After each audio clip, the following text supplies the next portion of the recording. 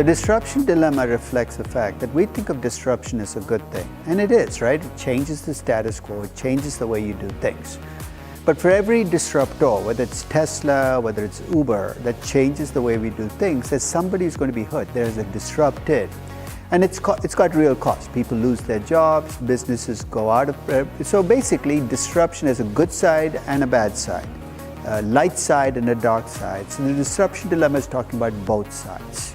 With a disruptor company, because it's young, the revenues are small, there's no history, you rely more on stories. Stories drive your valuation because there are no numbers to back it up.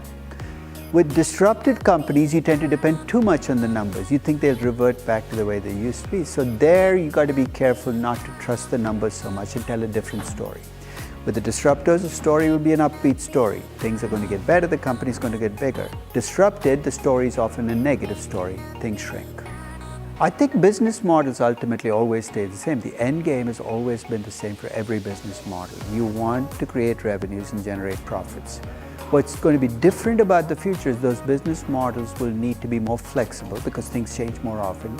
They have to be adapted and adjusted to whatever environment you're in. So one of the differences in the 20th century, you could take a business model that works in the US, just take it to the rest of the world and hope the whole thing works out.